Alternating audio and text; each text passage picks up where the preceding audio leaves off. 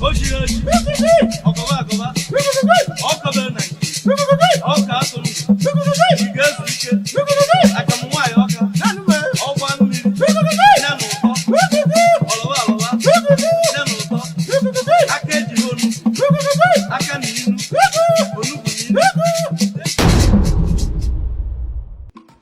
Igbo bụ Igbo, ekenekwa m unu. Ọ bụ nwanne unu nwoke Adịrịja mmiri agwụ onye eberi ọnwụnwa.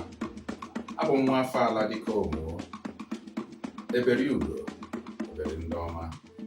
Ana m ekele eberi nọ n'ụlọ na eberi nọ n'ama. Mgbọta eberi, okoro eberi, Chune chekara m eberi, chekara m eberi igwe. Ife m bịara n'ụbọchị taa ịtụnye alụ ma ọ ka anyị kparịta ụka otu o si gbatakwuru n'ihe gbasara onye ụwa mmadụ bụ chi, ihe gbasara chi mmadụ.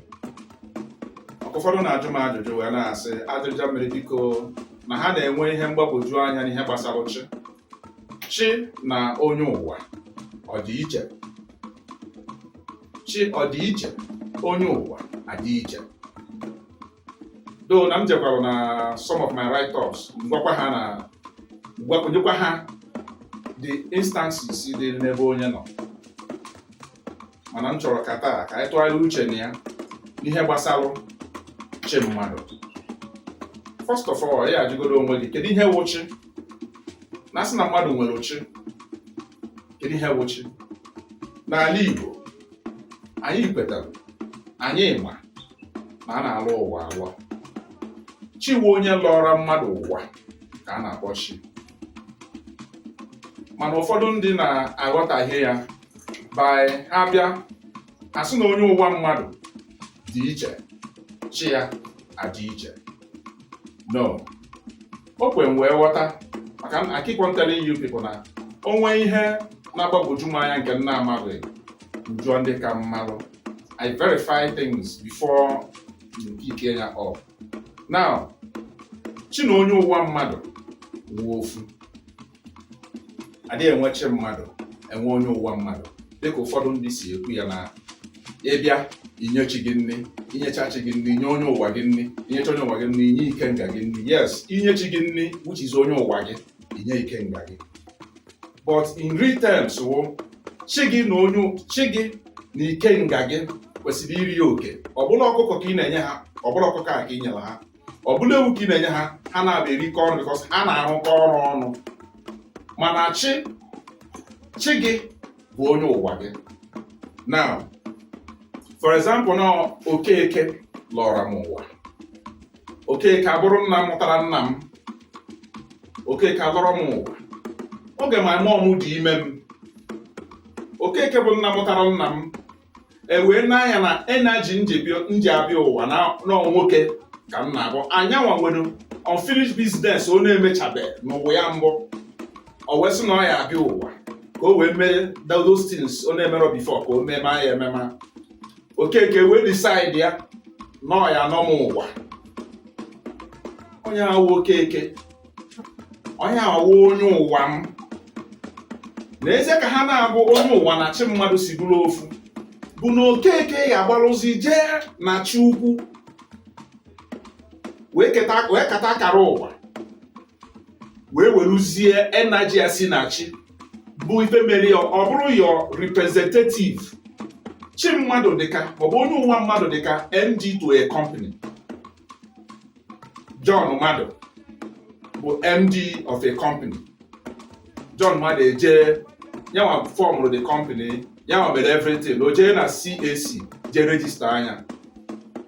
O register anya na CAC, ihe enye gị ya gịnị? Enye gị ya rights. Aha yanwa wụ John whatever. Mana o jee CAC enye ya rights as onye bụ founder of that company, but onye form the name of that company, he becomes the owner of that company. Yanwa wụzi the MD or managing director, whatever bụ rank a na-enye onye nwe company, yanwa nwezie. So ma m bịa na asị John Okeke dị iche, then MD of the company dị iche. No, John Okeke bụkwa MD of the company. John Okeke ya form the company. Then jezie to CAC, Corporate Affairs Commission. Jezie ba je register anya nalo right to become the MD or the managing director, that's the managing director of that company. The federal government will use any right to become the MD of that company. So John Okeke maọbụ Okafọ bụkwa the same person ewu the MD of that company. Onye ụwa mmadụ wụ that my grandfather bụ Okonkwo bụ onye na-abịa ịlọrọ m ụwa. O bịazie ome gịnị? O jekwuru chi okike, o jekwuru aja ama, jekwuru ndị ichie, narụzi afa right to be my representative. Ọ ebe a ka o esi ọnwụna ọbụna o nwere alụsị n'ọbịa nna gị, a na-asị mmadụ akpụ na-akpọ gị oku, asị mmadụ na ogbugbu na-akpọ gị oku, na gị na ogbugbu dị n'iyi, na gị na alụsị nke a dị n'iyi, na gị na ọda dị n'iyi, na iyi ebu ọfọ, na iyi eme nka. Within that process, onye ụwa ga-eji lọrọ gị ụwa, o jeje akọtachasịalụ gị ife ndị a niile, ọtọmatikali o mee ya chi gị, ajịsị chi onye na-anọrọ n'izu na ife a na-akwa n'ime ya. And that is the right anwa, the whole universe nye ya that right as chi gị. Onwe ọsị mmụọ ga override ya, nya awụzi the all and all nọ na your life. So in conclusion, summable none bụ chi gị na onye ụwa wa bụ ofu, onweghị ife dị iche nọ na ha na-abụ.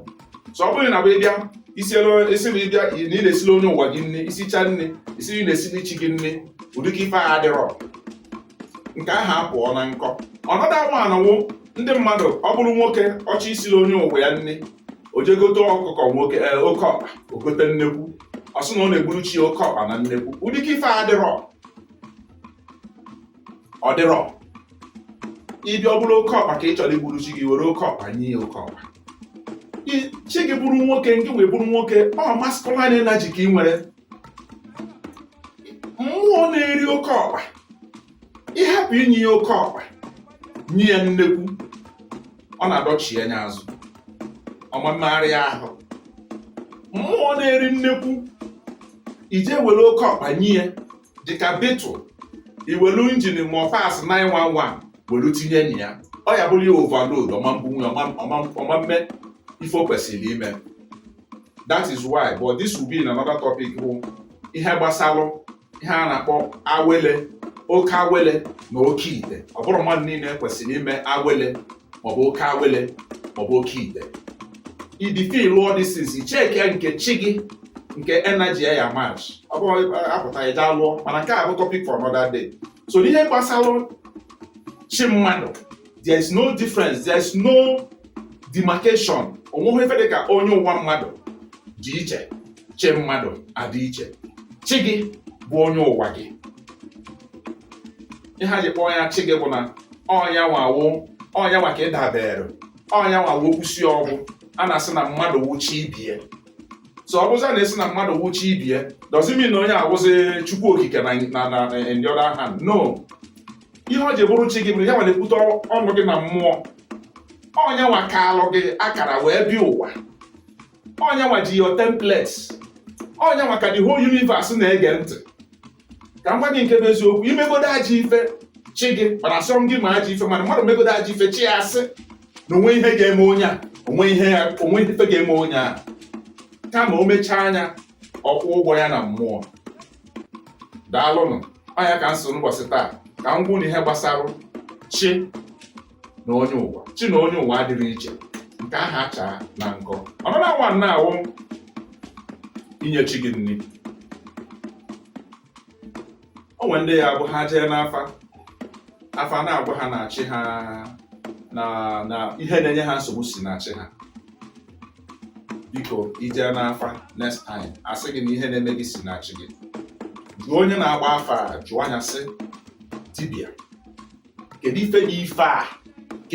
What is the exact problem bụ ife si na chi m? Chi gị nwere ike, ọ bụrụ nwere ife chi gị mere n'ụwa mbụ, ihe a na-enye ya nsogbu, o bute aka na ogori na-akwụchili ya ụzọ. Ihe eje wepụgoro ya aka na ogori ya dị n'ụzọ, ife igbuoli ya anụ. Some of you na-abụ ha gbusielu chi ha anụ, problem ha double lụọ. A na-asị ma na-emego m nke a ma it's not all about na imego nke a ma nke a. Imelie to your own content nke isi chọọ ime ka mmadụ because na ị chọrọ ime. Ihe eme nke chi gị, what is the need? Kedu ife chi gị need at that particular time? A na-akpụ alụ chi, ịkpụ ọrụ chi gị alụ. Nke ahụ apụọ n'ụzọ. Chi gị nwere ike ọ bụrụ na o nwere arụsị ọ dọbalụ n'ụwa ya mbọ, na o nwere arụsị o ji edọba, maọbụ na o nwere arụsị ofelu, maọbụ na o nwere ọfọ obu, o mechaa nwụọ nọrọzi ya. Arụsị anwa eje mebie arụsị anwa, ọfọ anwa eje mebie ọfọ anwa, ọfọ anwa ebido nyebe gị nsogbu n'ụwa. Ịbịazi ụwa kịta, ọfọ anwa ga-enyebe gị nsogbu, arụsị anwa ga-enyebe gị nsogbu. What you need to do, ihe sibere gị ike, ije amarụ ka ị ga-esi dozie arụsị a, ije amarụ ka ị ga-esi dozie ọfọ anwa, and idozi ha anya ya, ife adịrị gị na mma. Ọ bụrụ oke ọkpa ka ị nwere inye chi gị, igbuoli oke ọkpa. So ọ bụrụ na asị gị na chi gị na-enye gị nsogbu, iburu ọkụkọ maọbụ iburu ewu.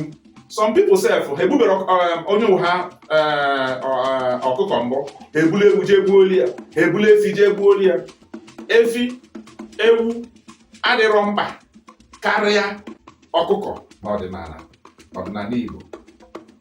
Ifuru ori ọnwa sịrịsịrị ka efi anyị na-ahụ dị mkpa n'ọdịnala Igbo. Biko ijebe ịgba afa agbarụ gị na ife na-enye gị nsogbu si na chi gị, biko kaba arụ jụọ kedu ife dị ife a bụ ife na-enye nsogbu bụ ife si na chi gị, ka ha gwa gị ka ị mara ebe i si ebido. Agwazie gị ime ife dị na ya. Ọzọ dị ka ibie ụmụ Igbo bụ na o nwere ife kwesịrị ime tupu igbupụrụ chi gị ọbala. Ya mere some people na-adị abụ ha nyechaa chi ha nne ha na-complain, ọkwa asị na ọchị mbụ problem gbuoru chi m anụ, problem mụ ife na-enye m nsogbu aka na-enye m nsogbu. Ọ igbuolu mmụọ anụ, imesi jajụọ ese mmụọ ahụ igbuola anụ. Nri ya mmelụ gị, oriri ya mmelụ gị, kedu ọha ya? Ị nabatakwala ya? Ọ bụ na ọ nabata gị, ọ gwa gị na ọ nabata. Ọ bụ na ọ nabataghị ya, ọ gwa gị na ọ nabataghị ya, gwa gị reason mere ọ na-anabataghị ya. Because mana ọkata bụrụ oke ọkpa jee gbuolu chi gị, ị ya anọpụ ọghọrị. Ọ bụ na chi gị bụ onye echichi, na chi gị adịghị eri nne ilo, chi gị nwere nsọ, maọbụ na ije mee things bụ na chi gị na-alaiki, ọ na-ebutu chi gị spiritually. Ife igbuoli ya anụ ka ngị na ya na-abụ nwe ike ri nwụọ, because ọ nwa kwesịrị igburu chi gị anụ. Ị ya anọpụ ọghọrị. Ọ nwere ife a na-akpọ ọghọrị. I will teach this in another time. Nkọwa ife bụ ọghọrị. Ị ya anọpụ eri ọghọrị. Mmụọ ọbụla bụ mmụọ ị chọrọ inye oriri, ị ya anọpụ ọghọrị. Nke a wụ must. Because sometimes na nlọ anyị na-eri ajọ nri na nlọ. Sometimes na nlọ anyị na-eme things bụ na-ekwesịrọ. So ibe igburu mmụọ ahụ ịnọpụ ọghọrịa, ọghọrịa ka ị ga-eji nọpụ ajọ nri, ọghọrịa ka ị ga-eji wee pịachasịa arụ gị ife igbuolu mmụọ anụ. Mmụọ bịazi ọ nalụ gị oke. Ọzọkwa, ọ bụrụ chi niile ka a na-egbuolu nri na mba, o nwere nke na-anaghị ekwe. Ife igbuolu chi gị anụ, ị ya ajụ chi gị ajụ. Before igbuolu chi gị anụ na mba, ị ya ajụ ya ajụ. Mgbuolu gị anụ, nye gị olili na be Okafọ nwa Okonkwo, ị ya anabatakwa ya. Ya wee were aka ya wee gwa gị na anyị anabata ya mana nọpụrụ m ọghọrị. Mma anabata ya mana enyekwara m mmanya ọkụ. Mma anabata ya mana nwaanyị esikweni ya. Mma anabata ya ma elu m nke a ma ọ ma elu m nke ọzọ. Same goes to ife ọbụla dị ife ị na-emelụ chi. Ife ọbụla mmụọ ọbụla bụ mmụọ bifo ime anything, jụọ ya ajụọ ka ị malụ ka o si gbatakwụrụ.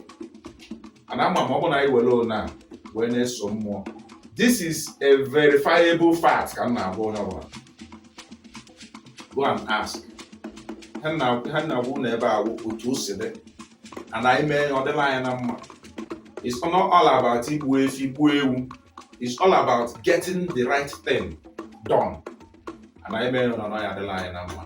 Asị ka Chukwu gozie nwoke gozie nwaanyị. Asị ife dị anyị mma ya dịkwa chi anyị mma. Ka ọ dịla anyị mma na Eke, dịla anyị n'Oye, dịla anyị n'Afọ, dịla anyị na Nkwọ. Daalụ nụrụ nne.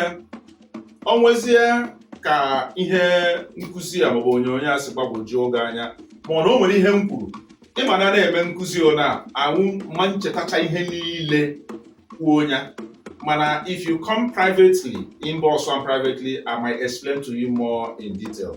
So onwe ihe gbagwojuru gị anya ebu nwoke ebu nwaanyị ihe gbagwojuru gị anya n'ịchọ ka ị malụ more about it ị ga-ahụ nọmba m na ihe onyonyo a nne m ị ga-ahụ nọmba m weli ya wee chat m na WhatsApp akpọ chat me and I respond mama nọ available onye ọrụ m ga-anọkwa ya gaza gị and we'll make sure you are satisfied. Ndewo, ya gazie.